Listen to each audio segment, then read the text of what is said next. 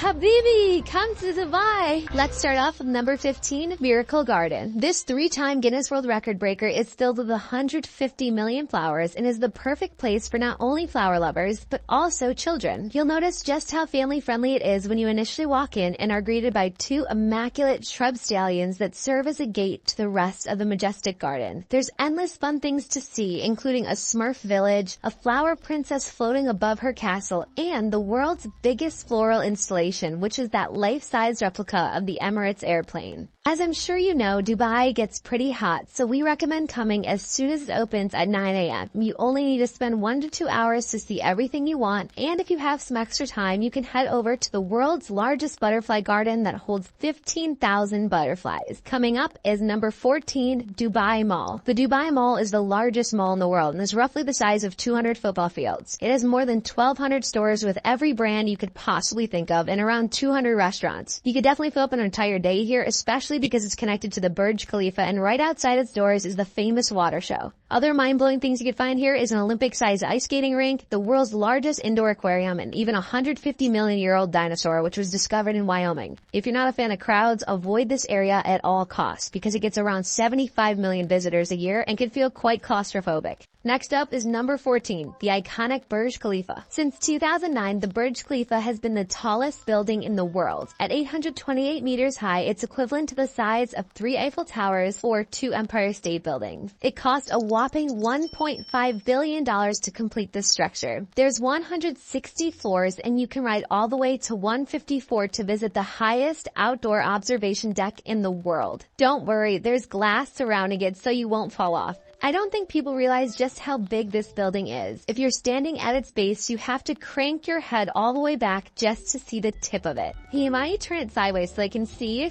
Like how it doesn't even fit in the frame. Oh my god. The building's exterior contains 26,000 glass panels, and I know what you're thinking. How do they keep it so clean? Well, they hire 120 glass cleaners, and it takes them 3 months to clean the entire building. And of course, while you're there, just outside the Burj Khalifa, you can see the world's largest water show. The Dubai Fountain was designed by a California-based company also responsible for the creation of the Bellagio fountains in Las Vegas. It was so cool taking in the water show from above on the observation deck and then seeing it again from the ground floor. The fountains dance every 30 minutes starting at 6 p.m. The Burj lights up in the background and is truly a sight to see. Apparently this spot is also very cool at New Year's when there are fireworks shooting from the building combined with a truly sensational water show. Next we have number 12, Museum of the Future. This has to be one of the coolest buildings we've ever seen, and it makes sense because its nickname is the most beautiful building on Earth. The symbolism behind it, though, makes it even more impressive. The building's circular form represents humanity, the green mound it sits on represents the Earth, and the void in the middle represents our unknown future. Wrapping the outside of the windows are 3 quotes from Sheikh Mohammed, who is the Prime Minister of the UAE and the ruler of Dubai. And these quotes in Arabic are his thoughts and vision for the city's future. The Museum of the Future officially opened to the public in 2022, so it's brand new, and that's why we couldn't even get a ticket to enter.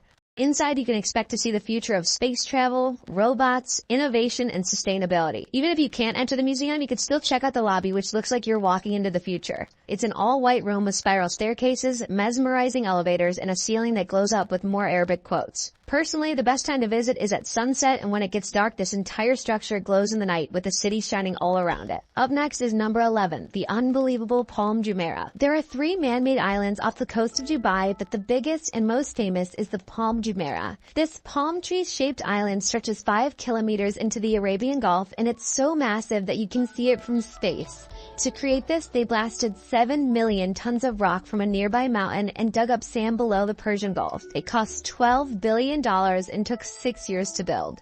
The famous Atlantis stands at the front of the palm, and here you can have a full day of fun at the water park, which broke the world record for most water slides. We actually did spend a day here, and it was an absolute blast. I think if you have kids, this is the perfect spot to get some of their energy out. Definitely visit the Tower of Neptune first to go on the Leap of Faith, Atlantis' most famous water slide. If you're an adrenaline junkie and want to go skydiving, I don't know of many other places that you can skydive with a view like this one. This is actually the only way to see the palm from above other than taking a helicopter ride. Let us know in the comments below if you've gone skydiving in Dubai, because we would love to hear your opinion. Let's move on to number 10, rooftop bars and pools. Dubai is all about that go big or go home mentality, and they definitely didn't skimp out on rooftop pools and bars. Of course, Dubai holds 2 more records. First, it has the world's highest infinity pool, and second, it has the world's highest 360-degree infinity pool called Aura Sky Pool. The one we really wanted to visit was the Aura Sky Pool, but of course it was booked out for 2 weeks when we were there, so please make sure to book reservations far in advance. If you like to drink alcohol with city views, we have heard great things about Level 43 Sky Lounge, which is located on the roof of the Sheraton Hotel. This Sky Lounge overlooks Sheikh Zayed Highway, which is this famous road that connects all 7 Emirates in the UAE. It has an astounding 14 lanes, and during your time in Dubai, you will definitely spot supercars flying down this highway. Now on to number 9, the Dubai frame. To be completely honest with you guys, at first I thought the concept of a gold-plated giant picture frame in the middle of the city was a little odd. I kinda didn't want to go, but then I found out what it symbolized. The Dubai frame represents a connection between both the past and the present in this rapidly changing city. When you're at the top of the building, on one side you'll see old Dubai where everything began, and on your other side you're going to be seeing the most futuristic city in the world that has just been built in the last 40 years' time. When you walk outside that elevator, the floors are actually censored, so when you step on them, they turn clear and you can see all the way to the ground below you. Even gave us a pretty good adrenaline rush stepping on those floors. Coming up, we have number 8, dune buggying. A trip to Dubai is not complete without visiting the sand dunes surrounding the city. We went on a safari tour that we'll talk about later in the video, but right now is all about dune buggying. We ended up choosing the cheapest 1-hour tour that we could find, which was $156 total for 2 people. That means each driver will get around 30 minutes behind the wheel, which was more than enough time for us. For our tour, we decided to get up bright and early one morning at 7 a.m. and head 1 hour to the sand dunes, which was the best decision. Not only is it less hot, but we had the entire tour to ourselves because no one wanted to get up that early.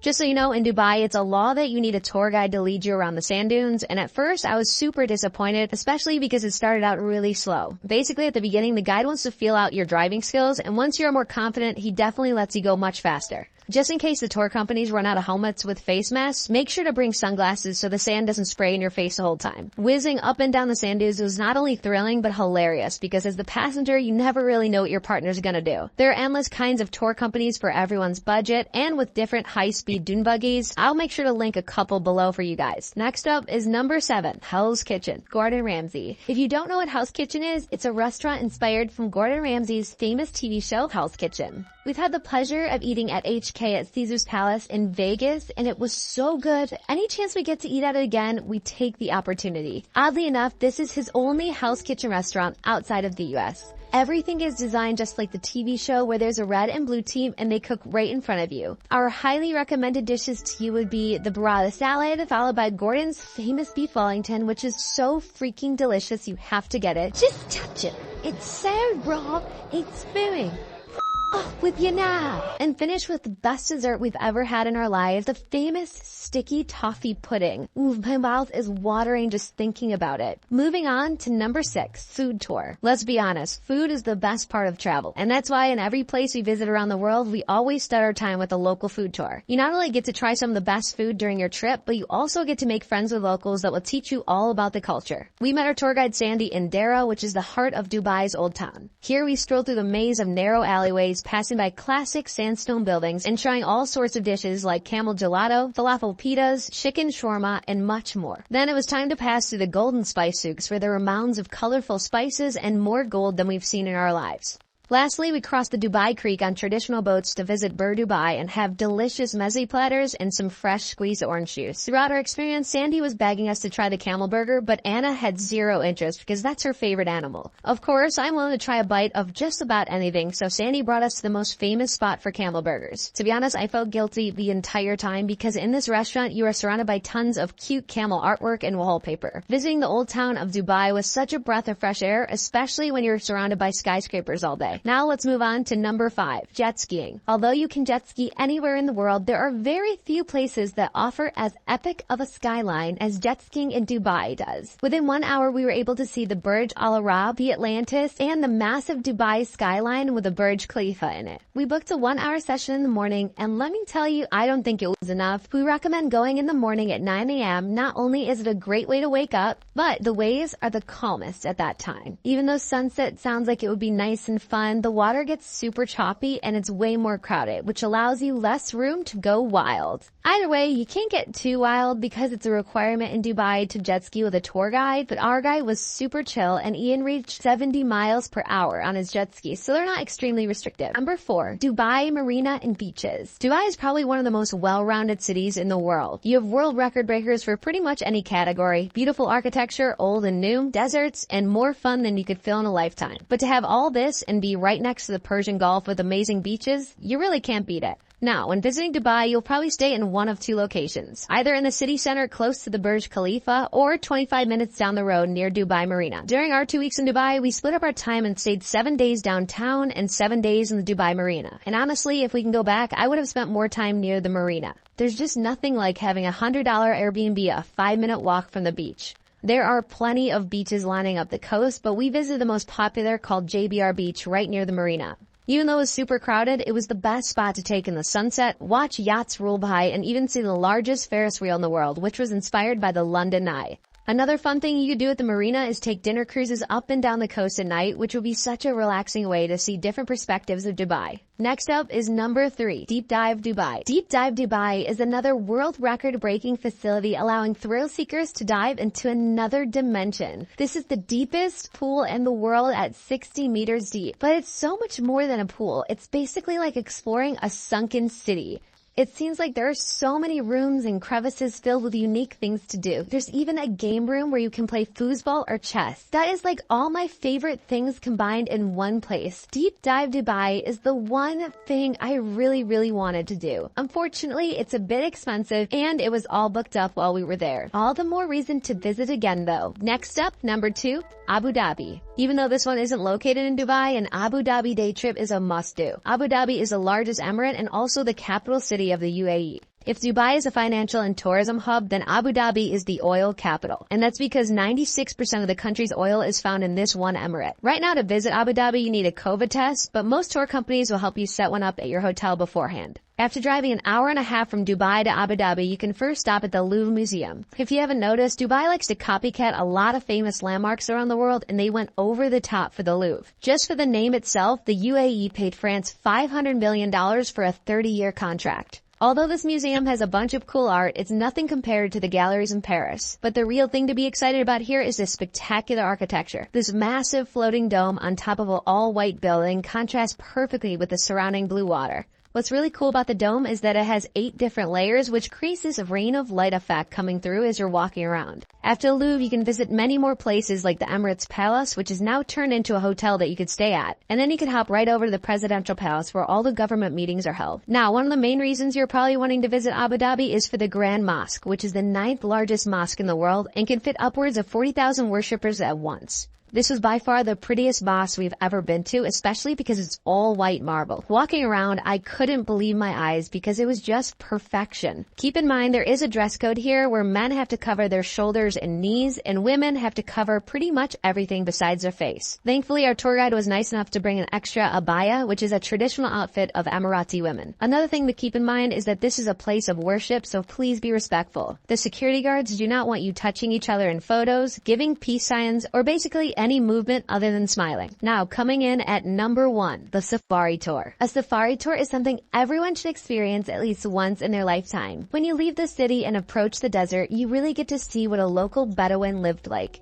Bedouins are nomadic Arab tribes who have historically inhabited the desert regions. Although there aren't many native Bedouins left in the UAE, their traditions are passed down and celebrated with visitors. If you have a layover or just a short amount of time in Dubai, you should definitely book a desert safari tour. Here's everything that's included. First, you'll get picked up from your accommodation. It's about an hour drive to the desert, and the first thing offered is camel riding. Although we skipped the camel riding, we did get to say hi to some baby camels. After all, they are my favorite land animal. Next, we rode in a G-Class vintage Mercedes throughout the sand dunes, which was so much fun. It was a total vibe, especially once the most beautiful sun began setting. Along the ride, we spotted wild gazelles and even the incredible Arabian oryx. The Arabian oryx were so cool, I can't even describe it. These are the official animal of the UAE, and their extremely long, straight horns will truly blow you away. When